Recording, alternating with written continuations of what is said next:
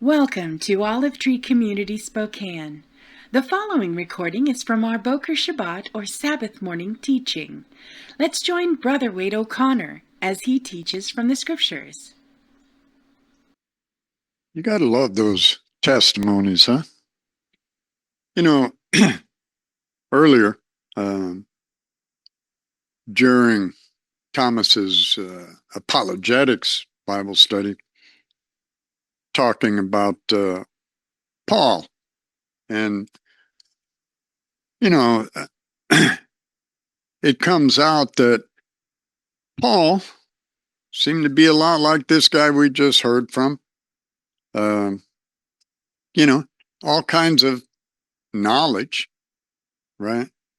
Had all kinds of zeal for God, but could not see the truth of God. It wasn't until God opened his eyes on the road to Damascus that he saw Yeshua. And we see this time and time again. It's incredible to watch Jewish people who have come to an awareness, an understanding of the fact that Yeshua is their Messiah.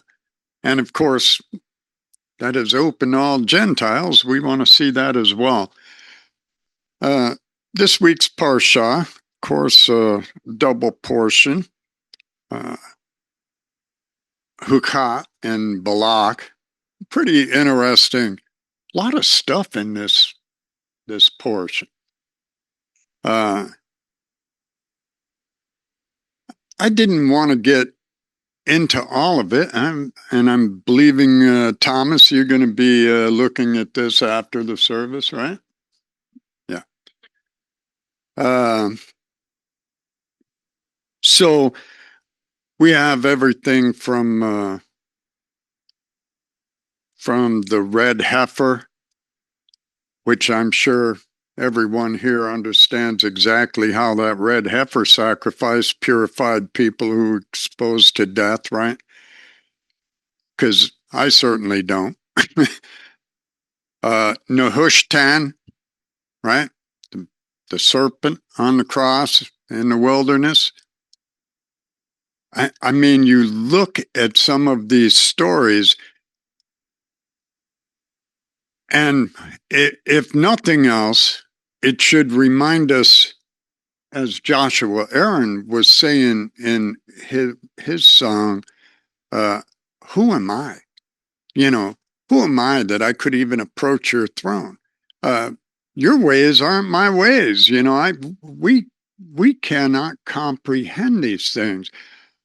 So much of what we see in the first part, which of course the hook, it speaks to these statutes that are beyond human comprehension, right? They seem to make no sense to us. It's clearly an intersection of the spiritual realm with the physical realm that we can't wrap our minds around. I've said before, there are so many things in our world, simple things, that I can't wrap my mind around. I was talking with Ken the other day about the whole process of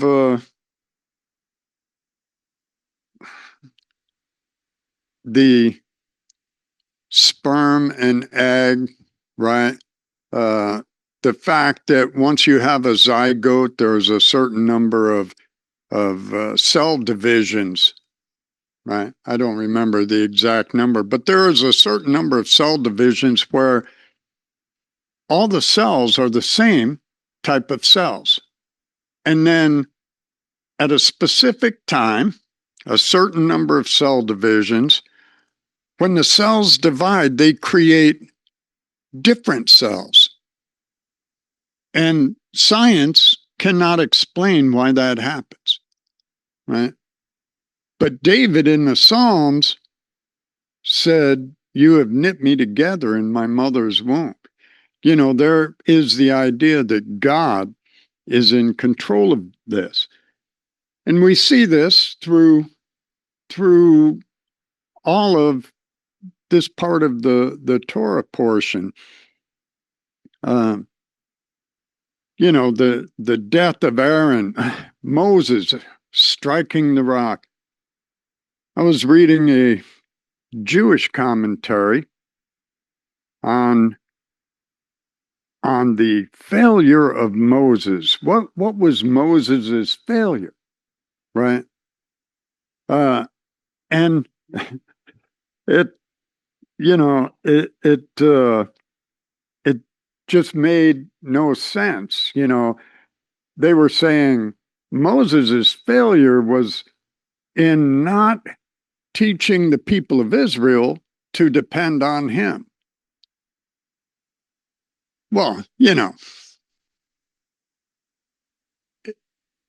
one of the things we like to do as humans is put the blame on someone else. I don't know that it was Moses' responsibility to teach the people not to depend on him. I think he made it very clear that they should trust in God. The failure there was on the people.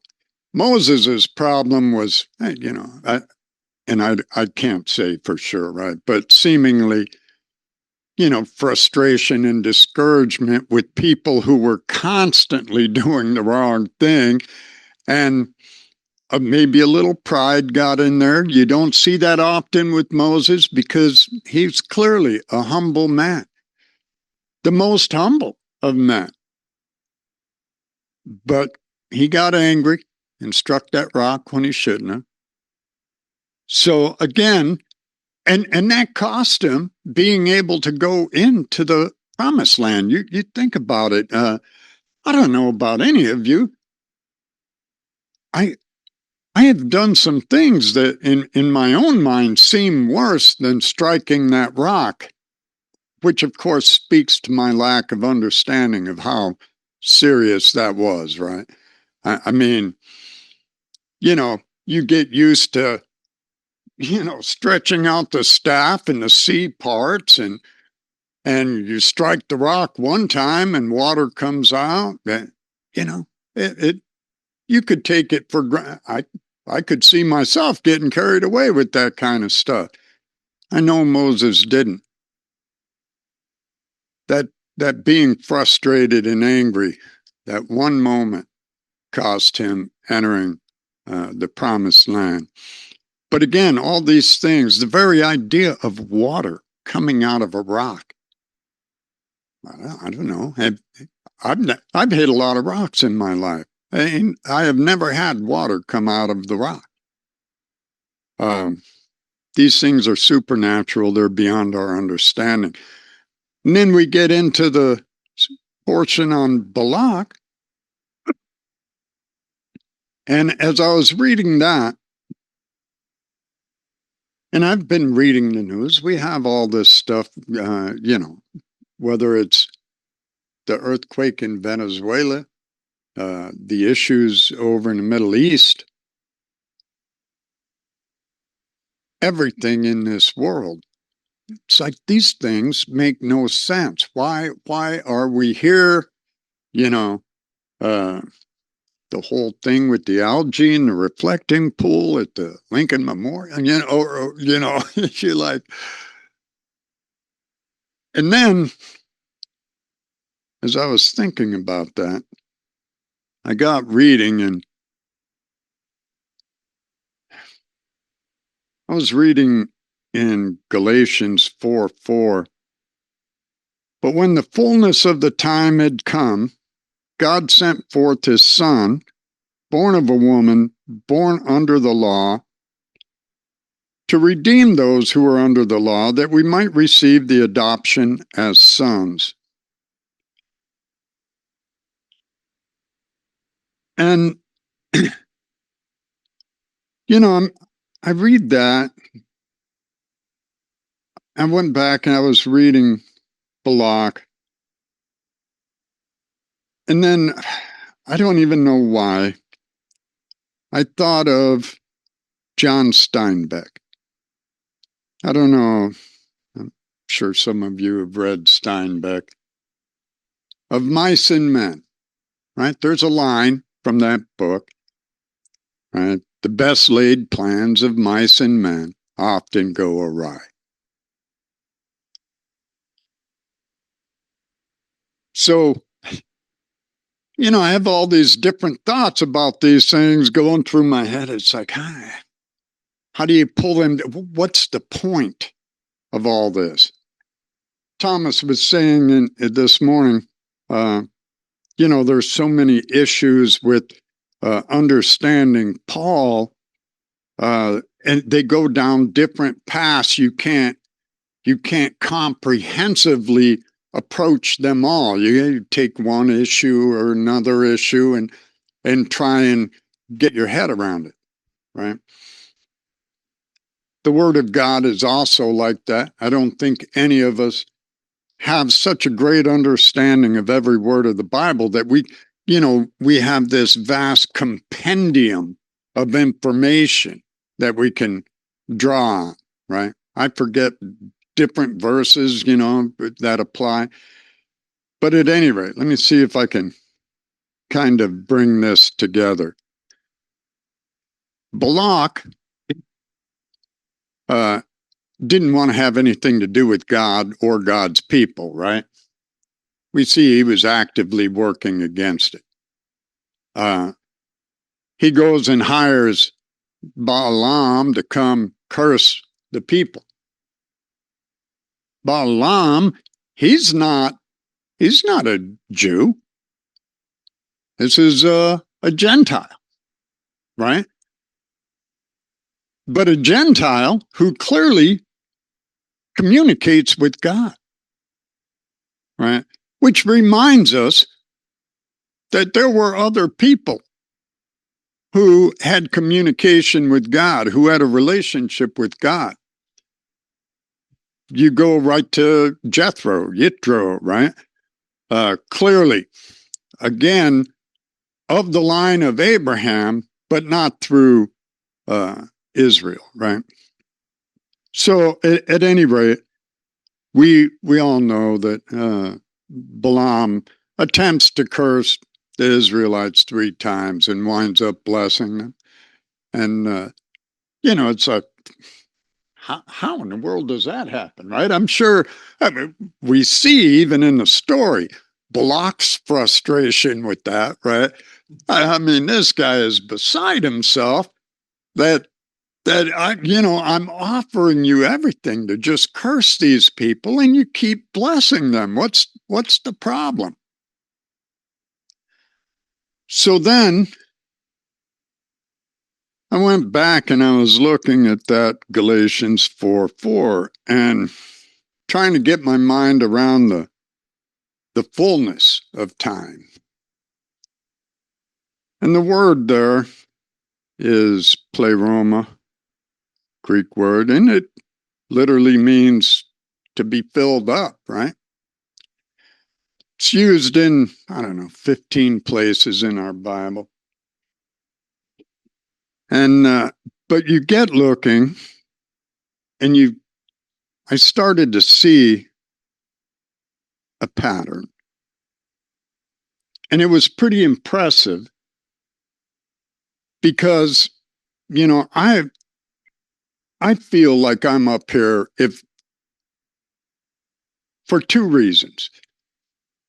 To encourage us all to have a deeper relationship with our Savior, Yeshua, with our Creator, God the Father, and to encourage people, right? Thomas said it a few minutes ago. Times are definitely, we are in a time where we're going to see much more persecution. If we are not confirmed in our faith, we will deny that faith. That will happen, right? We have to know that we know. That's all. And it doesn't really rely on us. It relies on us simply knowing that it's God who will accomplish even that faith in us, right? If I have to accomplish that myself, well, I just refer you to my wife, who has a whole list of things I haven't accomplished on the refrigerator, right? If you leave it up to me, oh, we're in trouble. So I'm looking and thinking, and let me just lay this out a little bit for you. You read the Bible, you see, of course, let's start with the Assyrian Empire, okay, the Babylonian Empire, obviously Egypt. We have the Persian Empire, the Romans, right? All of these empires. How many of these empires were God-worshiping empires? Huh? They were worshiping God. They were worshiping gods, but not God, Yahweh, Jehovah. They all had their own plans, right? They all had their own agenda, their own desire. They were going to rule the world. So when you start looking at history, you start realizing that each one of these empires accomplished some incredible things, right? Again, not looking to serve God, but, between everything from the establishment of actually a civilized society, right? The Assyrians, the Akkadians, before that, right? Because wasn't it the Akkadians that Hammurabi was a part of? They were like basically the early Babylonians, but Hammurabi goes back to a little after Abraham's time or somewhere around there.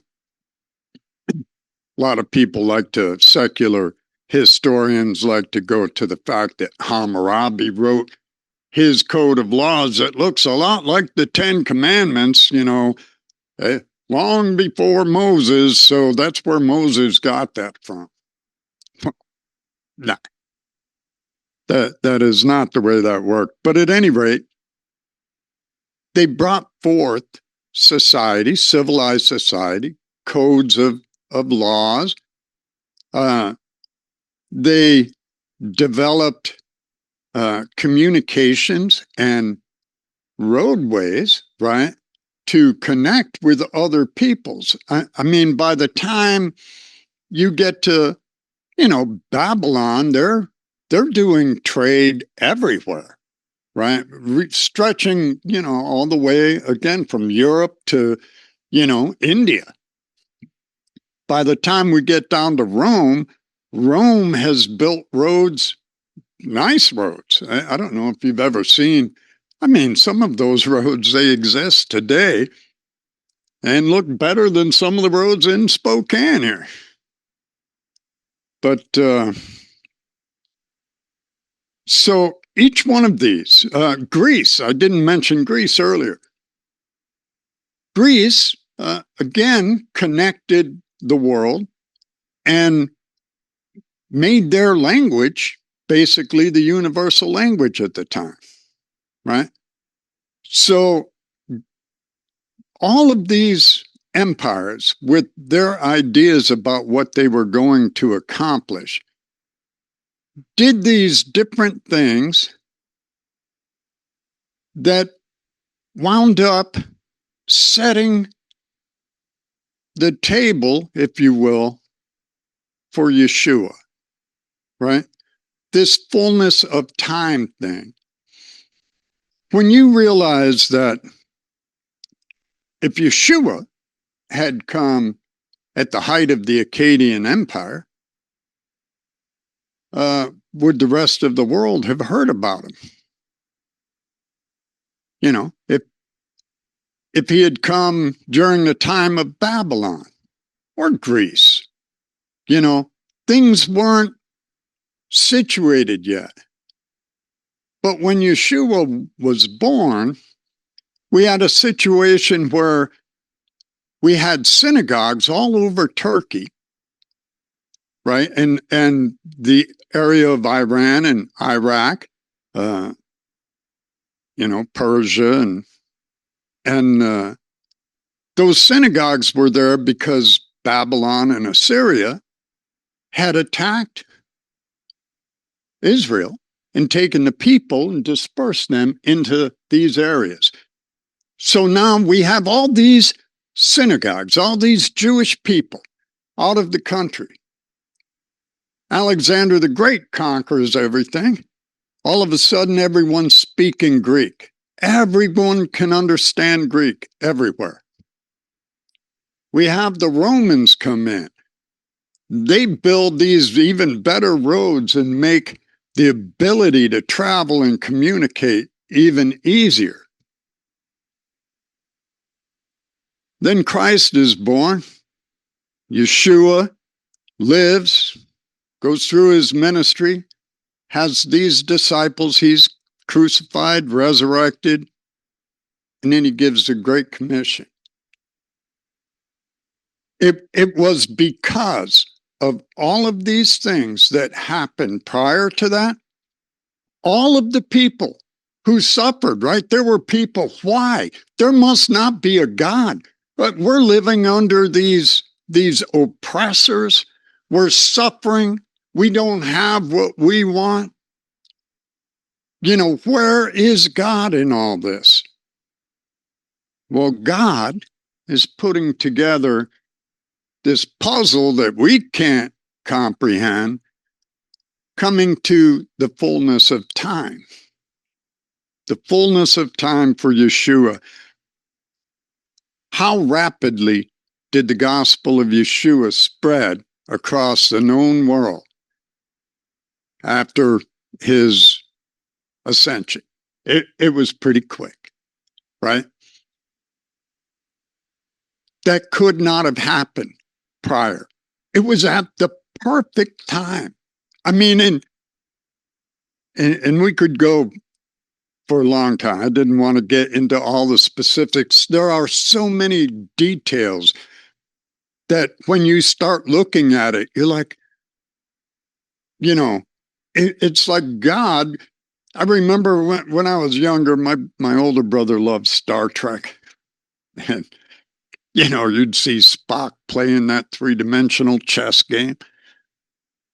It's like, man, it's hard enough playing chess, regular one, you know, two-dimensional, whatever that is. But that three-level chess. And then you realize, well, God,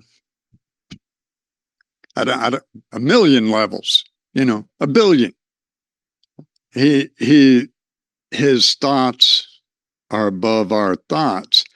So, you know, I got thinking again about of mice and men, right? The best laid plans of mice and men. And what we see is exactly what we see in Proverbs 16:9. A man's heart plans his way, but the Lord determines the steps, right? His steps. Many are the plans in a person's heart, but it is the Lord's purpose that prevails. That's Proverbs 19:21. All of these people who thought they were accomplishing their own agenda, or they were focused on accomplishing their own agenda, were actually putting together the pieces to fulfill God's plan. Now, we have another verse that talks about the fullness of the Gentiles.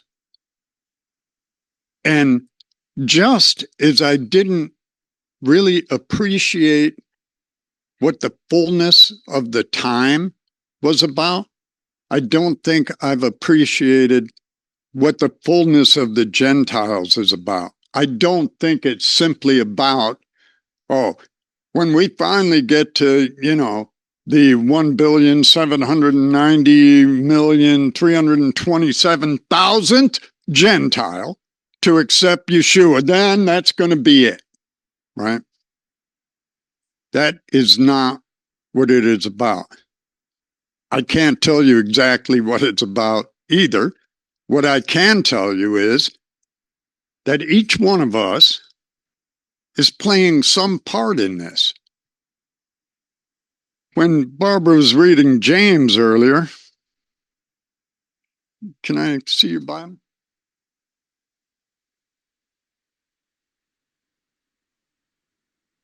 So James 4:13, right?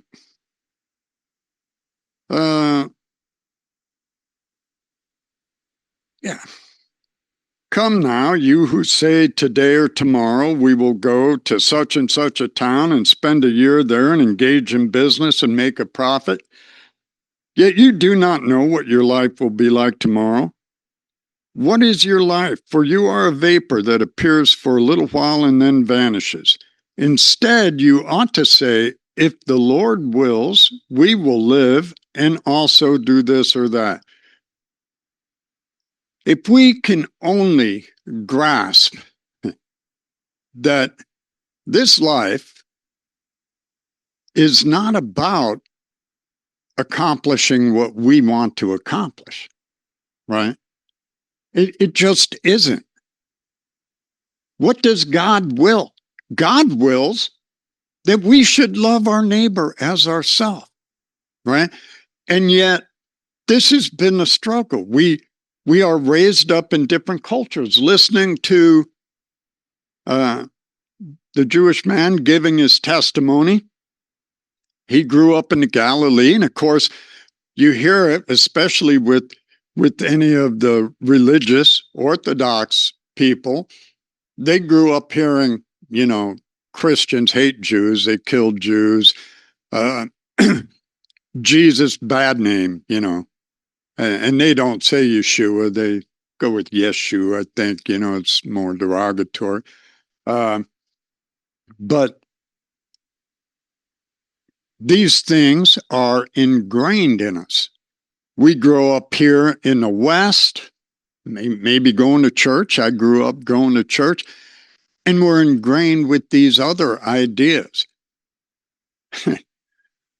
Again, imagine we do have the Feast of Trumpets coming up, and it'll come up quicker than we think.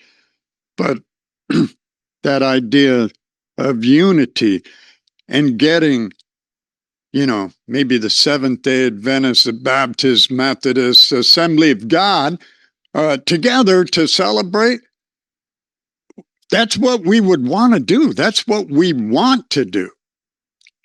And yet, I think we all know, if you've been a part of this world, you should know that we have these strongly held ideas that we don't want to budge from, and that would keep us from having fellowship with each other.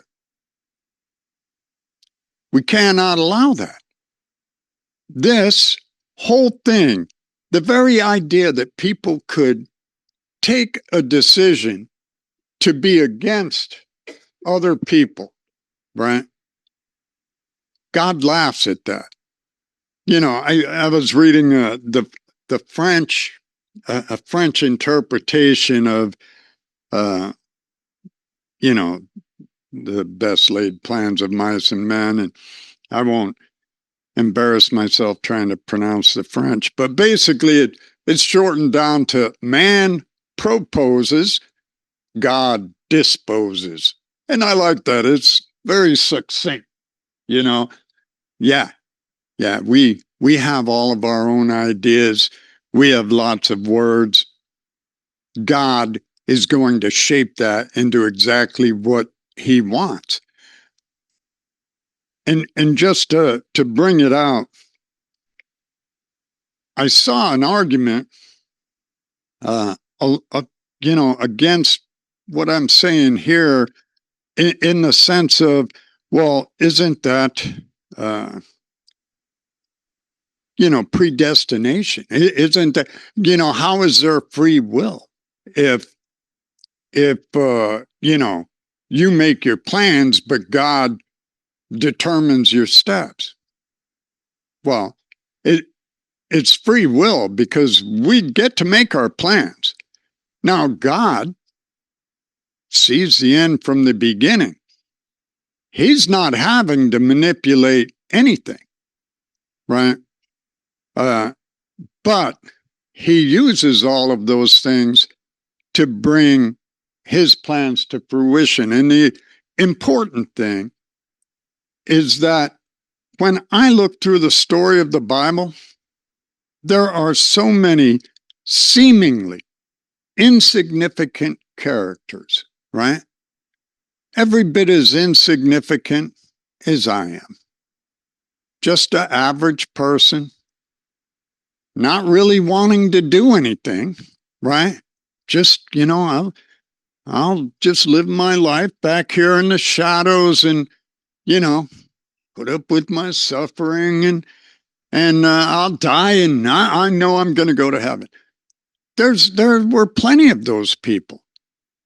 And God used them to do incredible things, right? Incredible things. Who was Abraham? I mean, he's the hero of faith for us, right? But at the time, he was the son of an idol maker, right? In a pagan land. But he responded to God. That's all we have to do is respond. God's not looking for us to do all kinds of amazing things. God is looking to do amazing things through us and in us. And so that's where we need to be. The whole thing is literally what we read numerous times. Love the Lord our God with all our heart, mind, soul, and strength, and love your neighbor as yourself. And we really need to grasp how we can love our neighbor. I mean, that's the part we're not good at, right? I was telling my younger brother yesterday, it is because he's been having an issue with some people, and, it has... And I know we all know this. It's crazy that everything that I talk about up here, everything that any pastor, minister, priest, preacher, teacher ever talks about, we actually all know already, right? We just want to not admit it, right? But we know it. We know that loving someone has nothing to do with liking them. It has nothing to do with whether you agree with them or not. It has everything to do with us being more concerned for the welfare, the safety, the spiritual well-being of someone else more than ourselves. That's what love is. And that is what allowed Yeshua to die on that cross for us. If we can't do that with at least one person in our lifetime, one time, that's a pretty sad thing. And yet, I'm going to tell you, I've failed that one a lot of times. I have failed it. So we need to do better. We need to let God do better in us. That's what we need to do. Because again, it is not in our strength that we can do any of these things. That the story of the Bible makes that clear. It is not in our strength. We need to be still and know that He is God. And then He will do incredible things in us. And we're going to need those things coming up. And we're going to be challenged. There's no question about it. The sheer confusion in the world right now. There's just too many portents, if you will. So, at any rate, that's the message. God has the full picture. We see little pieces of the picture, and then we're busy generally making our own picture that doesn't match any of his picture. His picture is going to be what happens. If we can just understand that he is willing and desiring to use us, and that all of our suffering, it isn't for nothing, right? I mean, the suffering we go through here is all about God perfecting us in one way or another, preparing us for something. I don't know, it's different for a lot of us. But as James says, and as I said to my brother yesterday, how long, if you live to be 80 years, 90 years, 120, let's go with that. What is the ratio of 120 years to eternity? Believe me, and many of you have had your share of suffering and know people who have had tremendous suffering. But I am confident that that is not going to be in your mind in eternity. It serves a purpose, right? It serves a purpose. How we deal with these things, how we deal with our struggles and our trials. You know, Job's wife tells him, just stop, give up and curse God. But Job wouldn't do that. And we need not to do that. But some people do respond that way, right? Some people just lose all hope and they're like, well, I'm saved. And when I die, at least I know I'll go to heaven. But that's not where we should be either. Our God is so incredible. He took all of history and all of mankind working against him to bring together a situation where he could come into the world and redeem everyone, the Jews, the Gentiles, the whole world, anyone who will accept it. He brought it right to that perfect point in time. And it'll be the same thing when he comes again, and I'm looking forward to it. Praise God. Thank you for joining Olive Tree Community Spokane for today's message. Join us for 24/7 Messianic music and teaching just like this on Messianic Joy Radio. Go to live365.com or download the app Live365 and search for Messianic Joy. Shalom from Olive Tree Community Spokane.